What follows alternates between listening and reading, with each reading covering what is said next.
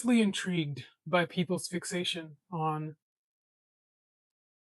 trying to only experience positive emotions. Um, I came across a haiku today. A tangled mess of emotions, an endless maze. That's what it is to be human.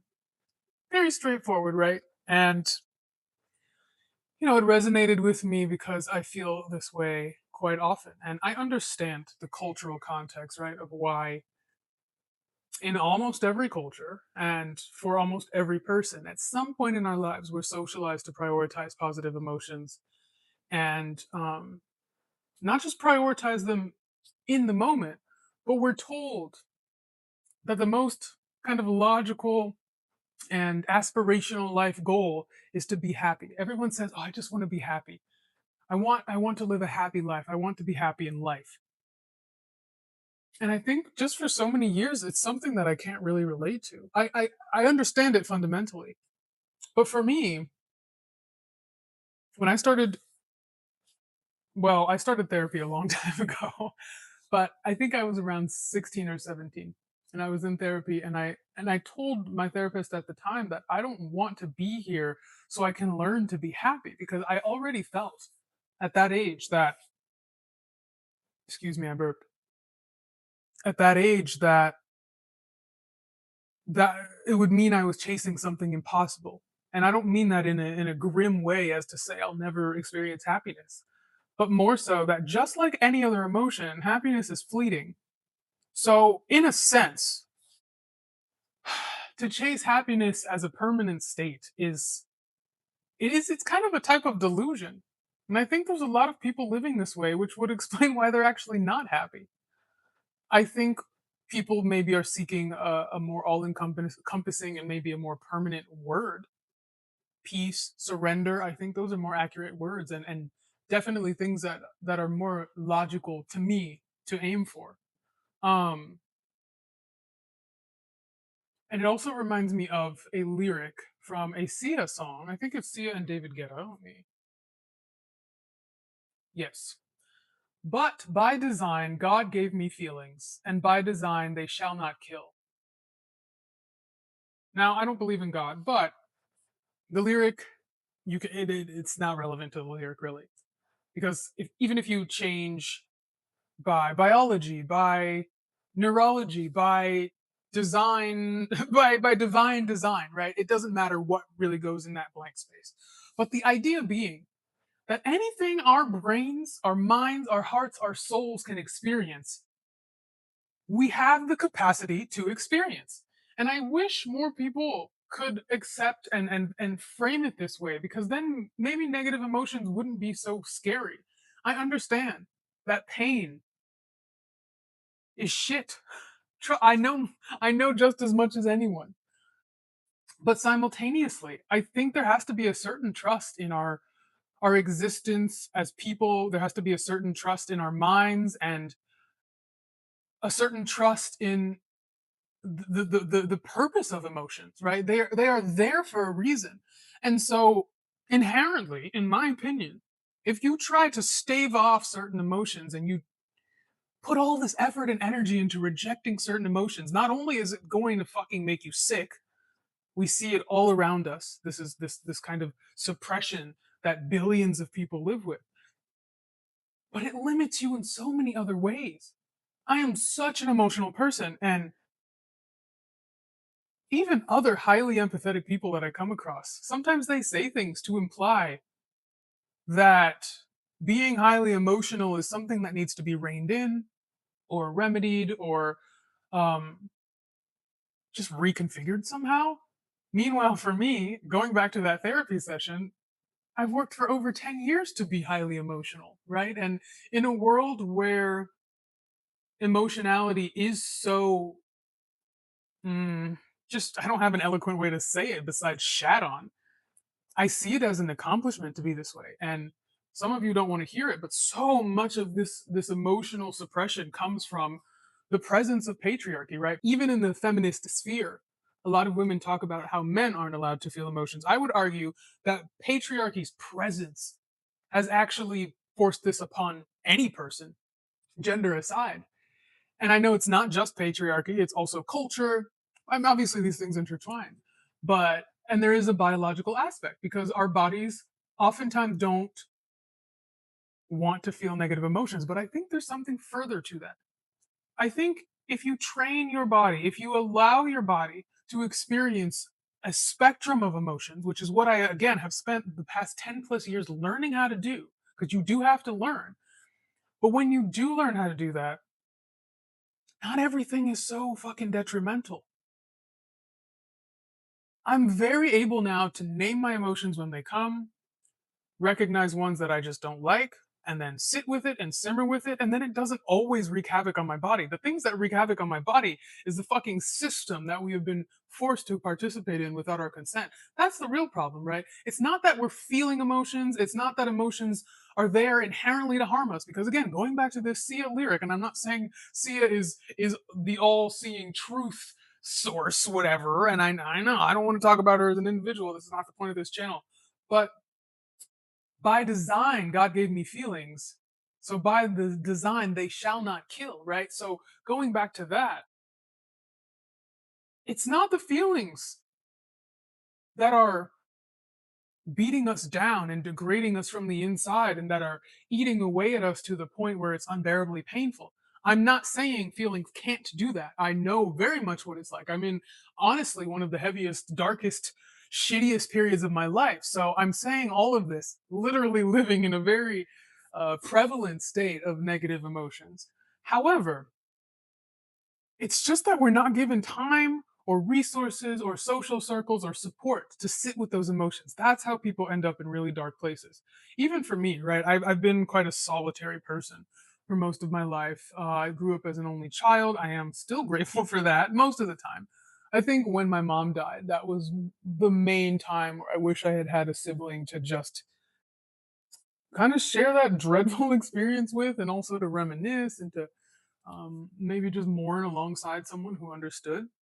But I also, made choices as I grew up beyond being an only child to be more independent, right? I went to boarding school by choice. It wasn't a punishment. Then I went to the other side of the country for my undergrad. And then from there, I moved to Europe because I was like, New York City is not far enough from California. Let me go to Europe. And then I moved to Indonesia. So I've made these choices intentionally to be independent. I've always tried in every situation to live alone if I can. And now I'm living alone. And for the first time, I'm experiencing loneliness, right? There's a difference. And maybe I'll save that for another video. That could be a topic I might like to wax on. But again, it's not the feelings that come with being alone that I can't handle. I enjoy going throughout my day, waking up, being like, what the fuck am I doing here? And then seeing my cat and being overwhelmed with cuteness aggression, and then checking which people have updated their YouTube channels in the morning while I have my tea. And even the act of steeping the tea brings me joy, and I reminisce about my trip to Turkey or to Greece, depending on which tea I'm drinking, or I think about my mom with certain teas, and those bring their own emotions. It's the sadness of loss. It's the sentimentality of previous travel, and that's just from the fucking tea, guys. Okay, right? And then throughout the day, who knows what the day is going to bring? Sometimes I'm laughing my nugget sack off because I see something on my feed that's hilarious, or I cry a lot, unsurprisingly, right? And I think even with that, it's not always because I'm sad. Sometimes I'm overwhelmed. Sometimes I'm just touched because like touched by humanity because I'm so generally jaded by humans that it doesn't take very much kindness, like visible kindness, for me to cry. Even today, my cat, not a human, but I have stairs in my apartment. And I've unfortunately, because of health reasons, I've just been like a little unsteady on the stairs. And so today I knocked my knee into the railing of the stair, and full disclosure, hot, sexy reveal, I have fibromyalgia. So anytime I experienced like a painful stimuli, it hurts a little bit more or a lot more than it might for the average person. It might hurt for several hours. It sometimes will cause my entire like pain, the pain part of my nervous system to fire up. And so it was super painful, even though I don't even remember bumping it hard. So I started to like literally wail out, and I can cry on like on the time. So I just started wailing on the stairs, and this is the third time this has happened. in the past month. And every time he runs up the stairs as if he has it in his little mind, like, oh, I have to go help. And to me, it's just like the sweetest thing. Like he's become more needy as he's gotten older. He's literally watching me right now. But when he was younger, he wasn't super affectionate. And now sometimes it's almost overstimulating to me how affectionate he is. But he's not. He's never been one to like be super mushy when I'm crying, like a normal crying, not wailing, just like tears falling, or when my mood is a little emo. He doesn't really seem to respond to minor changes in my emotions too much, probably because he's just used to it. But for some reason, when I'm expressing that kind of like really corporeal, visceral pain, he runs up the stairs like again as if he has a mission, like, oh, I have to help. And it's today I was already wailing because I was in pain. And then I started to cry even more because I was like, that is so sweet.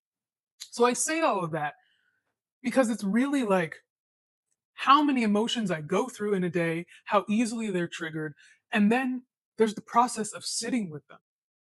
It's very rare I go a day without feeling at least 10 different emotions, or I don't know. I know there's, depending on which school of psychology, there's like not that many emotions, but let's just say states of mind, of feelings, emotions, whatever you want to call it. And meanwhile, there's some people who like, they can count the amount of times in their life on their hands, like that they've cried, or people who experience a lot of numbness, and I just find it so difficult to relate to. And once again, I think going back to the first quote, right? This is whatever it said. This is being human. This is whatever, I don't remember, but that's exactly it to me. When we learn about other animals and their biology, part of the things we learn is that it's not a degradation to them, but they don't have the breadth of emotions, the same spectrum of emotions that human brains have. So to me, it's a sad commentary and a sad existence that we have all of this ability to feel so many emotions, and yet most people do everything in their power for decades on end to avoid majority of those emotions, even some of the positive ones, right? Like we can't just say that it's about avoiding negative emotions. A lot of people avoid positive emotions either because they're afraid of what happens when that emotion goes away, and then they're back to their baseline, or they're back to something negative, and that's hard for them to reckon with. Or it's just like in a modern sense, a lot of people just think it's not cool to be excited about something, or to be to experience whimsy and to be blissful about something. And it's just a fucking shitty existence in my opinion. Because when you allow yourself to experience, not just experience, but sit with, name, identify, you don't have to analyze it all the time, but sometimes when you do, you learn not just about yourself, but about the way that you move throughout the world. It can bring inspiration. It can bring new bodily sensations. It can lead you to do something that day that you normally weren't going to do, or you hadn't planned to do that day. And again, that goes for both negative and positive, because sometimes if I have a very negative experience, that leads me to take a walk, especially when I'm home in San Francisco, take a walk in the Presidio, right? And then I come across a tree, and that tree serves as a lyrical inspiration, or I just enjoy the tree because it's fucking beautiful. Or maybe it's a positive emotion, and that leads you to reach out to someone that you hadn't talked to in a while because that positive reminiscent moment reminded you of them. And when you deprive yourself of all of that, you just miss out on so much. And I just have a very hard time relating to people who, again, put so much energy into avoiding that.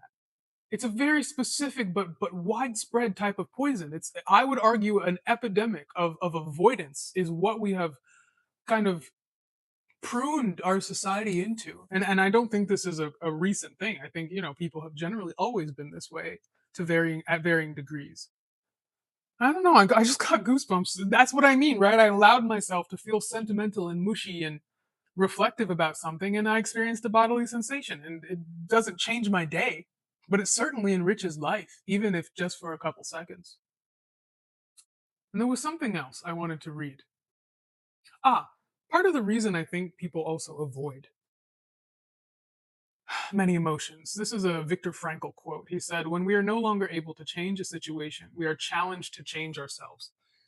And right, sometimes a situation happens and the emotion follows. And sometimes, people love to talk about only you can control your emotions and no one can make you feel the way you don't want to feel. Whatever that quote is, I fundamentally disagree. People can make you feel a lot of things. Speaking of someone with complex PTSD, please don't diminish anyone's trauma and say, well, that's fully in their control, because it's just not always true, right?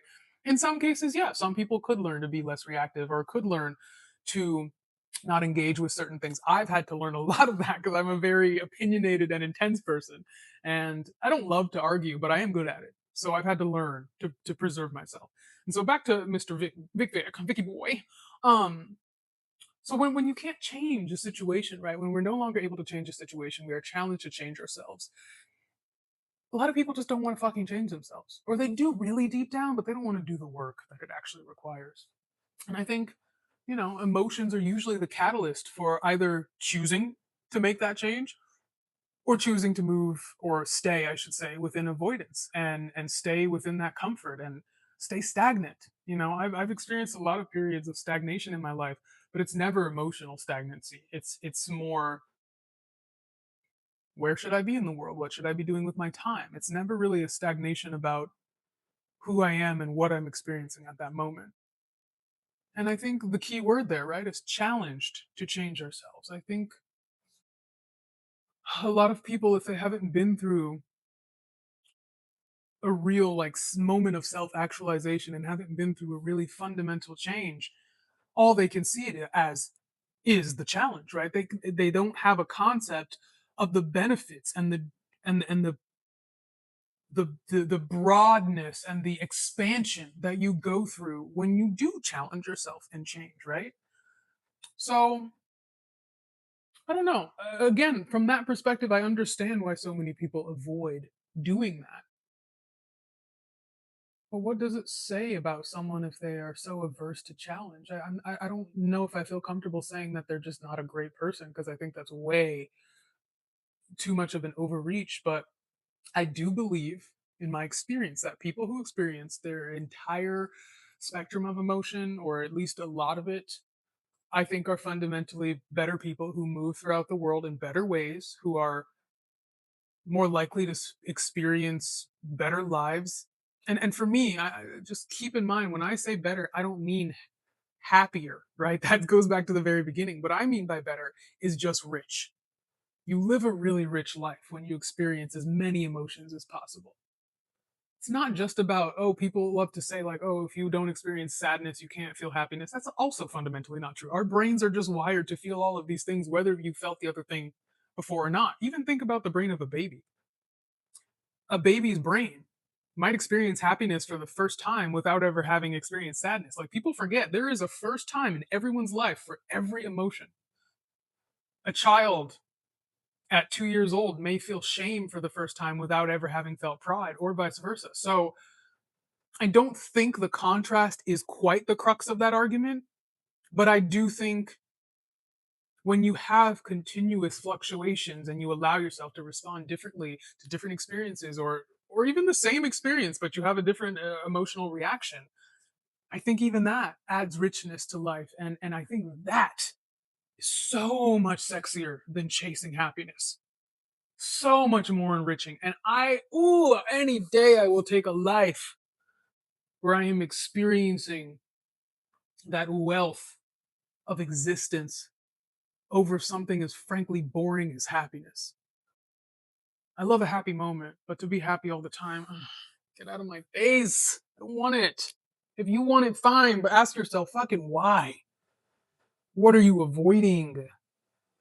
I can't answer it for you. I don't want to. I don't care enough, frankly. It's horrible to say, but like, bro, I think I might go as far as to say it's a type of weakness, and I don't say that as an insult, but and again, I think it's a little less black and white than like you're just weak if you don't try to experience all of your emotions. But yeah, also kind of, yeah, like, again, why don't you want to challenge yourself? So anyway, that's just what my thoughts were today. So despite me being at a very heavy period in my life, I'm going to continue to chase feeling things over feeling better, right? Feeling better is not always the answer. And with that, I want to close because I saw a poem by a woman. I think it's a woman based on her profile. SB writes, is what she goes by. Poem is called Hope You Feel Better Soon. Understand this about the world. The way you feel is interchangeable. Sadness can become optimism. Switch grief and radical belief. Your presence can be more stable. The way you feel is interchangeable. Take the risk of living long. Take the leap. Walk the cable. When you can't go on, remember that you are able. Hopelessness with hope. All these things are interchangeable. That's kind of it, boo boo. That's kind of it. Et voilà.